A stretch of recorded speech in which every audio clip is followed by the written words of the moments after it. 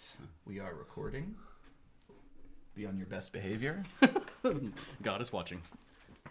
Megatron must be stopped, no matter the cost.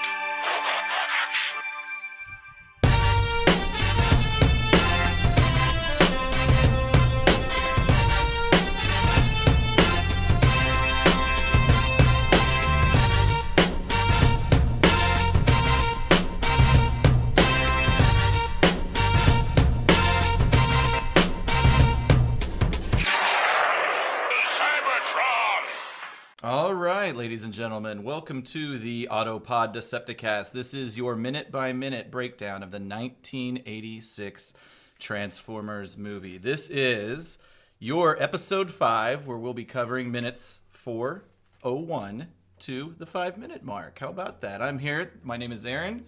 I'm with my co-hosts. I'm Ryan. Hi, I'm Caleb. And You just sounded like a bouncy, cheerful little boy. Hi, I'm Caleb. And this is... Okay. An excellent intro indeed. Certainly, if our listeners have stuck with us, now they're definitely here for the long haul. Yeah, hopefully they have some sympathy for me at this point. You are... I feel like sometimes we do gang up on you and treat you kind of like a punching bag, but no, whatever. But it's not going to stop. Everybody needs a foil. All right, well, let's foil it up. Okay, all right. So here in this minute, in our last minute, you'll recall we basically covered the opening credit sequence, and that ended up surprisingly probably being our longest podcast. It was fun. There's some credits, luckily, in this, so maybe that'll help make this one a little bit longer as well. I do have notes on every single person noted in this opening sequence, but the meat of what happens here that we're going to cover is we're going to see Lazerbeak flying to a staging ground on Autobots' moons, kind of spying on the Autobots a little bit. A secret staging ground? Some might secret say. staging Not ground. so secret. Yeah, no kidding. That's a good point. And an order given, a climactic order given that sets in stage some horrifying events. But to kick it off from the beginning of this episode here, we hear the famous voiceover that Ryan, do your best impression. If anybody can do this, you can. It is the year 2005. The treacherous Decepticons had conquered the Autobots' homeworld of Cybertron. But from secret staging grounds on 2 of Cybertron's moons, the valiant Autobots planned to retake their homeland. Was that word for word? It's pretty close. I think I may have screwed up 2 or 3 words, but it's pretty close. So that guy has an awesome voice, and I'm glad he got to play a part in this. Is that his only thing in the whole movie? I think it is. I don't think there's any interject. The Autobots are now on the planet of junk. Optimus Prime died. It was a sad day. That would have made the movie That's his only so voiceover. much better. Is that his only voiceover in the whole movie? In the whole movie, yeah. But the fans and kids will recognize him as the voiceover guy from the series. He did, I actually looked, first of all, I'll say his name. Victor Caroli is his name. He did lots of kind of voiceover-y type work, similarly, and some villain work for My Little Pony. But we know him best as the guy who kind of introed the Transformers series and also did the commercial bumpers. Those terrifying commercials where children's eyes glow and they have a robot No. voice. No. The bumpers in between the commercial segments of the episode. You now return to the Transformers. Yeah. No, that guy's voice is both horrifying and calming. Like, it's weird. It has this twinge of menace to it, but it also feels comforting. Yeah, like a serial killer. Right. Great job. Do you think... Oh, I'm sorry. No, I'm good. Do you think he was friends with Don LaFontaine at all? Who was that? That's the guy that... In a world. Oh, interesting. I'm sure they all know each other. Yeah. Seems like a lot of voiceover actors know each other. Well, this gentleman has 22 credits. I had his IMDb open here. 22 credits with Transformers, including the movie. And what I'm thinking is, like, he's on all the commercial bumpers. But I guess you don't get credit for that because he probably just recorded it all once. But I'm thinking that basically all of these are multi-parters, so it's probably he did his narration to kind of catch you up to what happened in the previous episode and then introduce you to the next part. So great job, Victor Caroli. Big ups to Victor Caroli, who I presume is still alive. I believe he is. There was a rumor floating around he was passed away, but it is no. not as such. Who started a rumor about random a voice actor? I will have to look into that. So, did you guys take any notes at all or anything on the names? Because I can just go through those real quickly if Go for it. if anybody sounds like you're wanting to burn through those. well, if you, I didn't want to. If you guys had anything on anybody, I didn't really wanna glossed step over those once the animation or once the movie started. Actually, Okay, gotcha. Well, then a couple quick things. First credit casting by Reuben Cannon and Associates. Carol Dudley is the partner that apparently handled that. So I won't go with. There's a little history about Reuben Cannon and Associates as a corporate entity, but I'll just say that Reuben Cannon and Carol Dudley are responsible for casting for such television programs as Greatest American Hero, Hardcastle and McCormick, Amen, with my personal favorite. I thought you were saying amen to like Hardcastle and McCormick. Hardcastle and McCormick. Amen to that. These were all shows from our childhood, so we should know all I of these loved shows. Hardcastle and McCormick. and I Did you loved really? No, I did. No, no. Do you know the premise of Hardcastle and McCormick? Refresh my memory. Guy's a thief, and the judge in his trial, it's the guy's sentence is to the judge takes him in, and they go on solving crimes and mysteries and stuff. You he could drives just- a ridiculous 80s red Ferrari. So there's the judge and which is I think Hardcastle, and then the former criminal McCormick. You could just do anything in the 80s. Ruben's like, Carol, here's what we're going to do. They're going to have a criminal, and he's owned by a judge, and he's supposed to be his slave. Yeah. Carol's like, done. I just imagine her as a cigarette-y, huge hair. Yeah. Greatest American Hero. You love that show. Oh. I never saw it.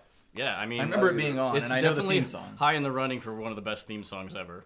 And the show is ridiculous. I mean, it's basically a guy who finds a superhero suit sent from aliens, but there's no instruction manual, and so he doesn't know how to use it, so he can't really fly well. He doesn't know how to use all of the powers, and he's paired with a CIA agent, I think. They did... I can't remember... William Catt is the main character. I'm blanking on the CIA agent's name, but they, in real life, did not like each other at all. How sad. Amen is the only one of these shows that I actually watched regularly because my grandmother and great aunt loved that show. I don't even know what that is. Sherman Helmsley as cranky. You could just say that anything with Sherman Helmsley. Sherman Helmsley is a cranky blank, fill in the blank, but he is a pastor in this particular television show. Best known for the Jeffersons. Best known for the Jeffersons, of course. And also, they cast The Boondocks randomly, show on Adult Swim that I like, based on a great show. comic strip, well animated, well written. Movies, Who Framed Roger Rabbit, other shows, Moonlighting, Perry Mason. So, let's see, the next credit is Vince DiCola, which we covered ad nauseum in the previous episode. Other films he was responsible for, Staying Alive, Rocky IV, which you pointed out in a previous episode, Glee, also the Transformers Devastation video game, story consultant, Flint Dilley, which we talked a little bit about him. He was a writer, mostly, I believe, on the show after the movie, post-movie, but he is essentially, unless I'm mistaken, and Ron Friedman may take umbrage with this, but... He's coming after us. I actually would love Ron Friedman to come on the show. I would love for him to come after us. I guarantee you he has a Google alert for his own name. Well, we'll mention him in the show notes. We'll see what happens. I would love for either or both to come on, both at the same time. I don't think it would be a fireworks situation. We'll have them fight each other for dollars. Right. But so Flint Dille, in addition to his writing on Transformers, this movie, as well as the television show, did G.I. Joe, Attack of the Killer Tomatoes. Oh, I love Mr. that movie. T, Garbage Pail Kids. I think it might have been Attack of the Killer Tomatoes, the cartoon series. Oh. Do you recall that? I do now. I had not previously. Attack of the Killer Tomatoes, the movie, one of George Clooney's very early roles. Oh, interesting. It was on USA Up All Night all the time. Pre or post Facts of Life? I believe it was. I'm just speculating. I have no idea which one it was, but it's really early. It's right around the same time. So Ron Friedman is the next. He gets the writing credit. Flint Dille is a story consultant credit. Ron Friedman seems to be some kind of legend. Get Smart, Gilligan's Island, Andy Griffith, I Dream of Jeannie, Partridge Family, Odd Couple, Starsky and Hutch, Fantasy Island, G.I. Joe. G.I. Joe feels like the asterisk in this and Transformers. He crushed in the 80s. he was awesome. Executive producers. I'm going to screw this up. Margaret Loesch and Lee Gunther. They were responsible for a lot of cartoons. G.I. Joe, Super Friends, Glow Friends. Do you guys remember the Glow Friends? Were those Like the the glowworms? Yeah, I'm sure that's part of the My sister had umbrella one of those. Glow programming. God, that's just how boring could that show? That must have been. Is it just kids sleeping with? Yeah, it's like a pedophile's dream. How do they do that? Yeah. Supervising producer Jay Bacall, creative consulting, production roles. So he was another person that part of the Transformers, G.I. Joe, My Little Pony, Jem, The Tick. Also credited on the Return of Optimus Prime, the Rebirth episodes of the television show. So that is the end of the credits sequence. So now, just as far as what we see on screen, we see Lazerbeak flying from Cybertron to the moons for a little spy action. So Cybertron at this point was under control of the Decepticons. Right. We don't know why or how, I might add. We don't know what happened there. Can we? Was Cybertron under control of the Decepticons in the series in G1? I guess sort of. basically, yeah. It seems that way. Maybe, yeah. I mean, it seems like nobody was really in control. It felt like it was a Cybertron dead was- planet. Yeah, it's it felt very it was like empty. Detroit. Right. Exactly. Cybertron was like Detroit, but I think there was Autobots that had parts and Decepticons that had parts, but I don't know. But it seems like Decepticons have fully taken control of the planet, according to the voiceover. I do like in this movie how the Autobots are definitely the underdogs, and for most of the movie, I mean, they get slaughtered very soon, but like, yeah, they're really down on their luck. I would love if some official canonical fiction would come about that told the story in between, because essentially the story stops in 1985 on Earth and then jumps to the year 2005. Like, that'd be a great, like, fill in the holes. But And I'm surprised that doesn't exist. I think there are petitions for it to exist, but it has 7 that are signatures. unfulfilled. No, I'm sure there's more than that. But so Lazerbeak, go ahead. Sorry. No, I was just going to say about Lazerbeak, and this comes up later with Springer, but I love in the Transformers, they are not shy about, like, well, he needs a video camera. Make it pop out of the top of his fucking head. I don't know. Yeah. Like he could use his eyes. Right, but no. It's just a fucking camera. Yeah, they need it. Yeah, and they could have done a shot where, you know, just it's red or something, like a red filter indicating it's his vision, and I'm and a little record button symbol at the right. I also think he could have just like held up like his little robot arms holding a camera. Like, you know what I mean? like his Like a feet, huge- like his birdie robot feet. Yeah, like- and he's cranking it. Well, not even that. Just like, Like a like 1920s camera? Like you see one talon like come up and he's like holding a handheld like, you know. No, I want it to be video one of camera. those like shoulder like old 80s VHS recorders. News guys. Yeah. Kitchen sports He flies action. back. He flies back to Cybertron. They're like, we can't use this. They all have just like Betamax. It's not compatible with my system. So Soundwave transforms into the playing device. Into a VCR. And Lazerbeak transforms into a tape that just doesn't fit in the slots. Damn you. That was my Megatron. Let's move past that. Go ahead. No, I was just going to say, I'm watching this again, like I'm watching this for the first time really in depth, paying complete attention to it. I never noticed the Dinobots are the foremen in this munitions factory. Yeah, for guys that are known for being stupid. And fuck-ups. They've put them in charge of what seems to be I'm trying to fast forward to it. A pretty important role here. I'm guessing. I have no idea. I mean, obviously they're on Cybertron because later in the movie they come from Cybertron to help They come save with the day. Optimus. They're probably Union. So I guess can Transformers just be programmed with whatever knowledge you need them to have? Like put the Dinobots on production duty, and they just but they he just gave them download simple some- brains. One would think yes, but probably not in this universe. So we see them. I guess they're manufacturing arms. Is what they're doing. In one of the early drafts, it says that they're actually they're like tents, camouflage tents over just piles of weapons and guns. Right. It's hard to tell looking at the. It's hard to tell. Well, I guess those look like warheads of some sort, perhaps, going down the production line there. Yeah, and it mentions also that there are 5 Cybertronian moons total. There's 5. Wow. Which seems like a lot. Well, so that is true. They do. The voiceover says 2 of Cybertron's moons. He doesn't say Oh, so there's the more only moons? But I guess there's only 2 that Autobots are controlled. But you can clearly see Grimlock. You can see Swoop. I think that's Slag. I kind of mix up the other Yeah, three the other guys' one's over names. here. And there's another one over there. So these guys they're, are rocking it, Yeah. pushing buttons. So, were there moons in the G1? I keep going back to G1, but it's I- like, where were these moons before? I don't think you ever see them. I don't think they existed. So they just decided to throw some moons Yeah. in here. Okay. Not to jump back to I do love the illustration work on both the flyby that Lazerbeak does and the camera coming out of his head. Yeah, the It's camera looks really awesome. pretty sweet. So then we've got Ironhide and Optimus Prime kind of chit-chatting. And Prime is, or I guess first Ironhide speaks, right? Every time I look into a monitor, Prime, my circuits sizzle. When are we gonna start busting Deceptichops? Are we going to do this every... I hope every not. just the cool, really Listen, cool I don't line. necessarily need to keep it in. I just wanted to do it, fuckhead.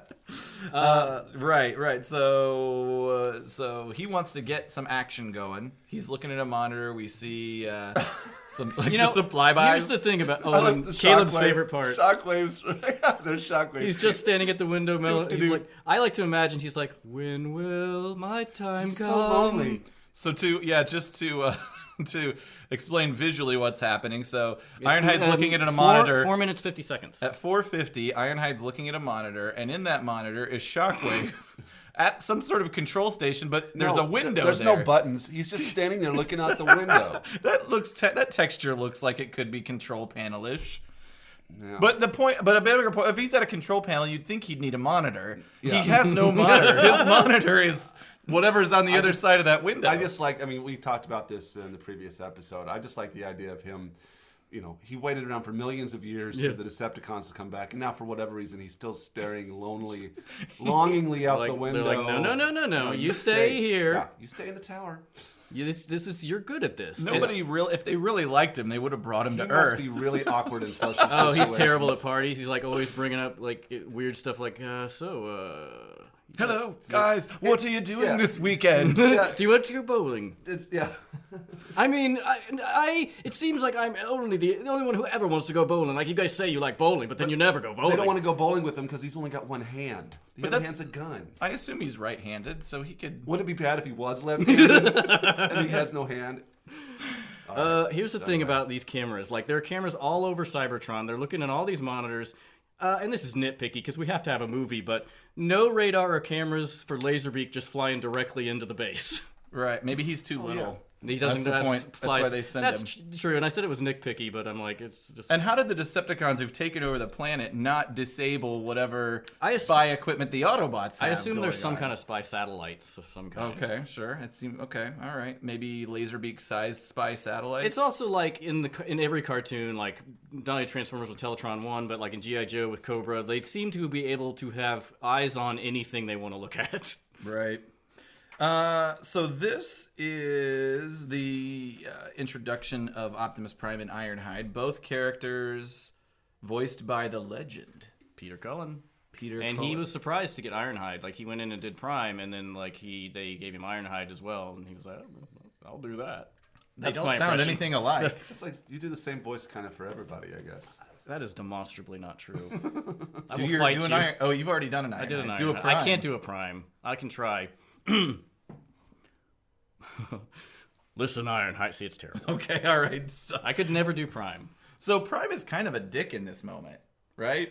He's just like, fucking do what I told you, buddy. Like, god damn it. But I I just like to think that this is like at the end of the shift. Ironhide's been bitching the whole time. Prime's just like, motherfucker, I don't want to hear about your sexy fireman calendar anymore. Just get up and go do what I asked you to do. God damn it. Why does Ironhide have a sexy That's just an fireman office calendar? thing, you know. Do you notice on the if you notice on the panel, like they've got all this state-of-the-art equipment, and then over there to the reel-to-reel? left, a reel-to-reel. This is at the 5-minute mark precisely. Yeah, there's a reel-to-reel. Magnetic tape is a thing. These guys have not gone to digital yet. Yep. Clearly. Even though they're presumably digital. Yeah. Presumably, the entire functionality of this moon base could be accomplished today on an iPod. Pretty much. Which, what is an iPod anymore? Are those even still made? I don't know. In the year 2017. To talk about Peter Cullen real quickly, because we haven't covered him, and not that he hasn't been covered ad nauseum in other Transformers media. He, other roles, Gremlins, King Kong, Rainbow Bright, Battle of the Rock Lords, a GoBot property, if I'm not mistaken. The Kmart of My Little Transformers. Pony, The Predator. He voiced Eeyore, not the original voice of Eeyore, but in the contemporary times, he voices Eeyore. He did he's done tons of movie announcements, but he got his start on the Sonny and Cher Variety Hour as an announcer. Really? Yep, there you go. And this is a semi-famous story, but he auditions for Optimus Prime, and I think before the audition, the only information he had was that it's a leader, he's a hero, and a truck. So he had to figure out what to make of that, and he got some advice from his brother, who is a Vietnam vet, and maybe it sounds like you had to add some color to this story. I thought I talked about it last episode. Oh, maybe maybe I so. didn't, but I could just cut this out if I did. But yeah, his brother came back very quiet and stoic and changed, and his brother told him to go in there and don't read it like a big bad swashbuckling guy. You know, heroes don't need to be loud because they are heroes, essentially. Wow. So he did kind of an understated thing. You didn't mention that before, but that's. And he basically based the character off of his brother Right, exactly. to that note, just the strength and gentleness at the same time. And I listened to a couple Comic-Con interviews with him, and in one of those he stated that his favorite voices are Prime and Eeyore, and coincidentally those are the ones that have paid the bills for him the most over time. So, okay, so that about brings us to the end of this episode. Anything else you guys care to add? I think that's it. I didn't have a whole lot on this one. I will say, I made this note. I must have been drunk. I wrote, Prime's face design is really interesting, like a sick mask. Yeah, and it moves, and it moves when he talks. Yeah, so it's like the people in China who always wear the surgical masks. A sick mask. I couldn't even come up with the word surgical. So he's got a sick mask. And then when on. I read it the first time, I'm like, I read it like, am I saying, yo, that's a sick ass mask? So in this world, is Optimus Prime paranoid of bacteria He's a and germaphobe. microbiology? I think they just didn't want to animate a mouth. But they did so many times in so I know. many other... But he is a main character. That is an interesting point. Yeah, why Was the that out mask? of laziness? I think it was out of design originally with It the is toy. cool, but That's I'm true. wondering where the design That is true, came. yeah. The toy was out That's way true. before a All cartoon right, who are was some out. of the who are some of the masked? There's one of the Constructicons. Soundwave. I mean, I think there's tons of them. Shockwave doesn't even have a face. It's like a 50% thing. One of the I'm Insecticons. I'm just looking up here. Okay, well, those are movie robots. All the movie robots basically had I mouths. see there's more mouths than masks. All right, you're right. I mean, there's some headmasters with masks. I'm trying to think of some of the OG guys. Certainly Soundwave. Oh gosh, yeah. Yeah, I see guess what- actually it's see not what I'm as saying?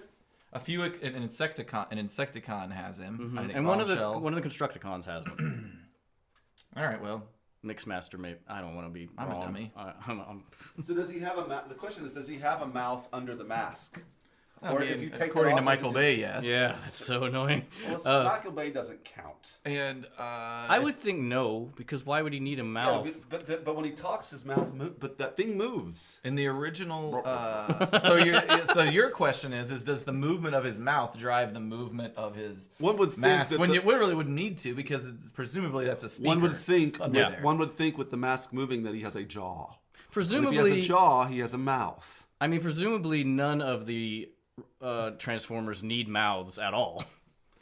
Listeners, write in with all of your theories on how under Transformers the speak. mask? What drives the audio from their bodies? Why do they have mouths at all? Just, what's under the mask? I think they have mouths because it would look crazy without them. But think there he is one was. point that Optimus Prime, when he's Orion Pax, he does have a mouth.